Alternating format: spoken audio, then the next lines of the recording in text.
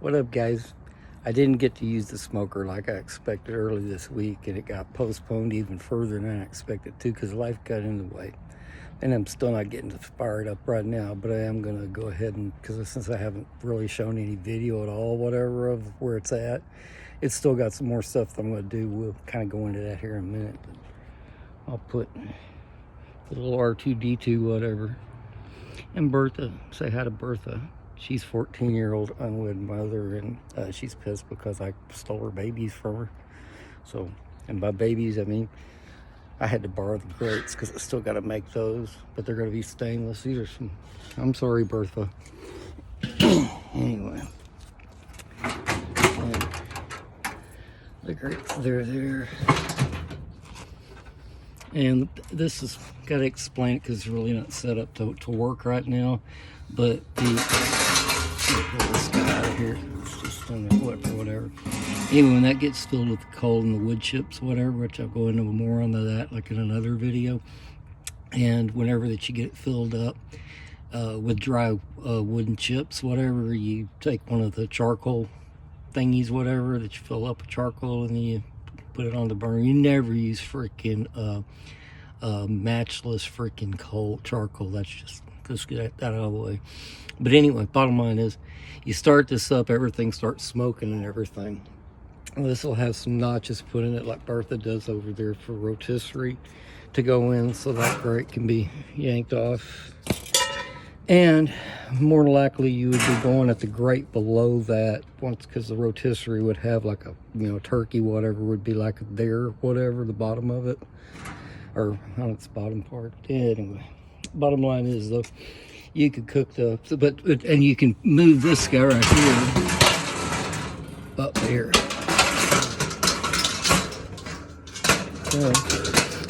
Stuff like that. And bottom line is, okay, so you put that guy right there.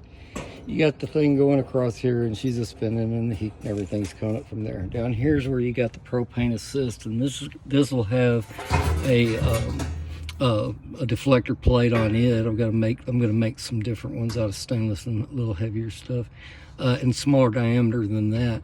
But anyway, it will sit up a little bit off of the burner here, and that's the igniter for the burner. And excuse the holes, I just burned them in with some plasma. I gotta hit them and clean them up because, you know, that's easy to take out, and I've been working on that stuff anyway. So anyway, what I was doing, if you've seen any other stuff on this build before, and then this guy had like a little 90-degree leg coming off of it, and why they just made a bracket like that, I don't know. But anyway, the propane valve goes through here. Got it out right now. That's the igniter button.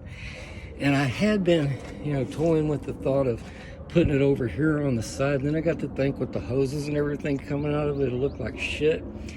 And so then I got to thinking, taking this guy right here, narrowing the cut on this plate where it's evened out on each side, and instead of sticking that ugly son of a bitch right there, you know what happens when you hold one of these guys right here and you push that button and you got your finger on the terminal?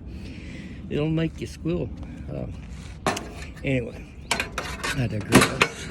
Anyway, what I want to do with this guy is take it, and I'll probably spin it to where this guy's, I don't like the looks of that being on the front.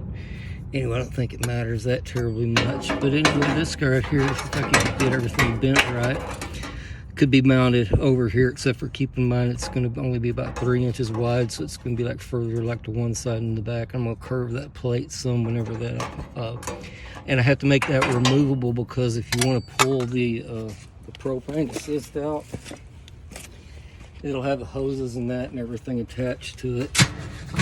When that guy comes out, if you get it out, you got like a pretty big hole to work everything through. So you got the regulator on the end of the thing there, and this guy right here will have a cover on it, and goes to the back, whatever, and that's where you go back there, you turn on the propane and you hit the igniter, and then by monitoring your temperature with the digital thermostats, you're looking at how much temperature that you got in the chamber.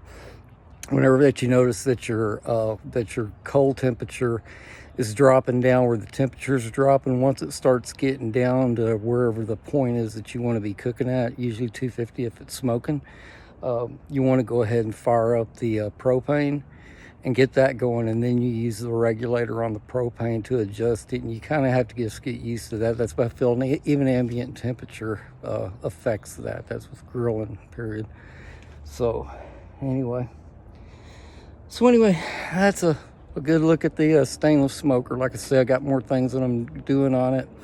Really haven't been posting a lot about this since I am planning on selling the guys, you know, so it's like that's the reason why only friends have seen, you know, stuff on it. But now, being that she's ready to go pretty much, because I ain't got many hours left in her, I'm going to go ahead and start showing some vid, and I'll show more video whenever that I do the maiden cook.